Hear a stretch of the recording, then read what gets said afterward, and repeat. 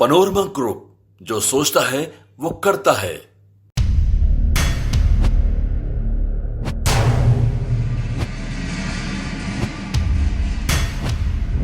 नमस्कार, आप देख रहे हैं न्यूज फॉर नेशन और मैं हूं प्रियदर्शन।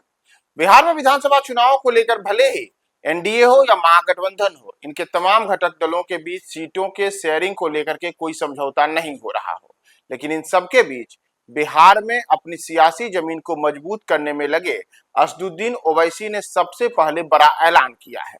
और उन्होंने एक नहीं दो नहीं बल्कि पहली सूची में कुल 32 सीटों को लेकर के ऐलान कर दिया है कि इन सीटों पर इस बार AIMIM चुनाव में उतरेगी।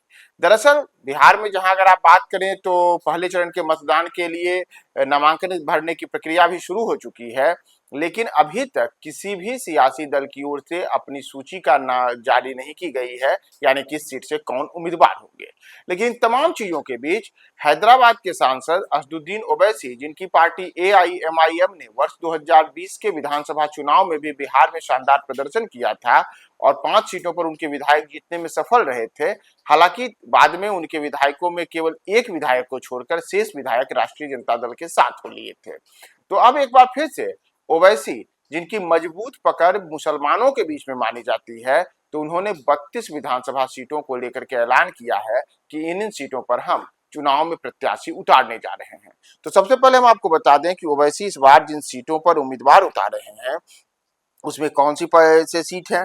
तो दरअसल ऑल इंडिया मजलिसे इत्तेहादुल मुसलमीन यानी कि AIMIM ने बिहार विधानसभा चुनाव के लिए जो बातें कही हैं, उसके अनुसार कुल 16 जिले की 32 सीटों पर पहली सूची जारी की गई है और इसमें पार्टी ने कहा है कि हम अपनी यहाँ पर मजबूत और दमदार उपस्थिति दर्ज कराएंगे।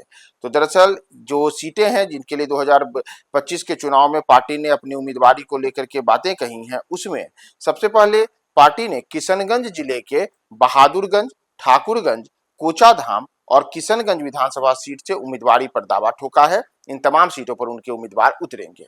इसी तरीके से सीमांचल के ही पूर्णिया जिले की अमौर, बायसी और कसबा सीटों पर भी AIMIM के उम्मीदवार चुनाव में उतरेंगे।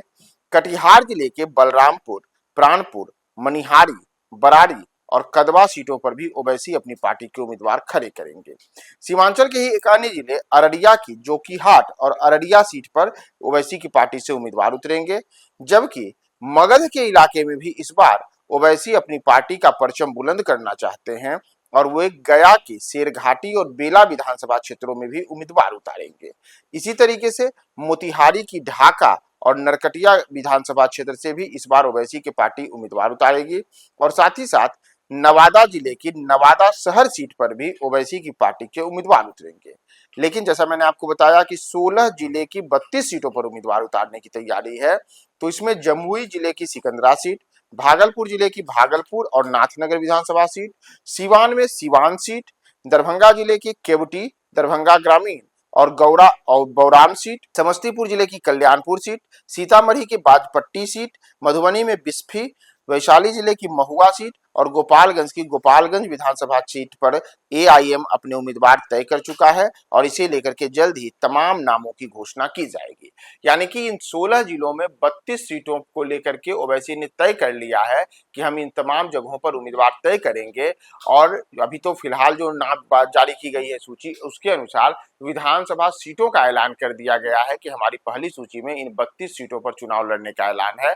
तो इन सीटों से कौन कौन उम्मीदवार होंगे, इनके नाम की भी घोषणा जल्द ही AIM के द्वारा किया जाएगा और यह महज 24 से 48 घंटों के भीतर ही तमाम सीटों को लेकर के नामों की घोषणा कर दी जाएगी, जिसके बाद इनके उम्मीदवार नामांकन भरने की प्रक्रिया भी शुरू कर देंगे। तो जैसा मैंने आपको बताया कि ओवैसी अपनी पार्टी की मजबूत उपस्थिति बिहार में दर्ज कराना चाहते हैं, खास करके वैसी सीटें जहां पर कि मुस्लिम बहुल सीटें मानी जाती हैं। जैसे सीमांचल में अगर बात करेंगे तो किशनगंज, अररिया, कटिहार और पूर्णिया जिले में बड़े स्तर पर वहां पर अल्पसंख्यक बिरादरी में मुसलमानों की आबादी है। किशनगंज को तो देश का तीसरा सर्वाधिक मुस्लिम बहुल जिला माना जाता है। तो इसी तरीके से जो बिहार की अन्य जिले हैं और जहां विशेषकर ओवैसी की पार्टी यह मानती है कि हमारा प्रभाव रह सकता है, उन तमाम सीटों पर पार्टी उम्मीदवार उतारेगी। तो यह एक तरीके से राष्ट्रीय जनता दल और कांग्रेस जैसे दलों के लिए एक बड़ा झटका भी हो सकता है, क्योंकि लालू यादव के लिए परंपरागत वोट के तौर पर MY का उनका समीकरण रहा है, यानी कि मुस्लिम और यादव समीकरण। पिछले चुनाव में हमने देखा था कि ओवैसी ने इसी मुस्लिम यादव समीकरण में से मुस्लिम पर एक बड़ा दांव खेला और उनको कई सीटों पर फायदा मिला। भले ही उनके तमाम उम्मीदवार चुनाव नहीं जीत पाए थे, लेकिन राजद और कांग्रेस को कई सीटों पर चुनाव में हार का सामना उनके उम्मीदवारों के कारण करना पड़ा था। तो इस बार भी ओवैसी कुछ वैसा ही बड़ी तैयारी के साथ करने को बिहार में तैयार हैं। तो अब देखना महत्वपूर्ण है कि आगे आने वाले समय में ओवैसी बिहार को लेकर अपनी और कौन सी रणनीति सेट करते हैं, किन किन उम्मीदवारों को उतारते हैं। हम आपको तमाम अपडेट्स बताएंगे, बने रहे न्यूज़ फॉर नेशन के साथ। सूरज की पहली किरण के साथ जाग उठा बिहार, हर मत बने नई उम्मीद, हर कदम जिम्मेदारी। न्यूज़ फॉर नेशन की अपील, 6 और 11 नवंबर को घर से निकलें, वोट करें और अपने भाग्य विधाता खुद बने।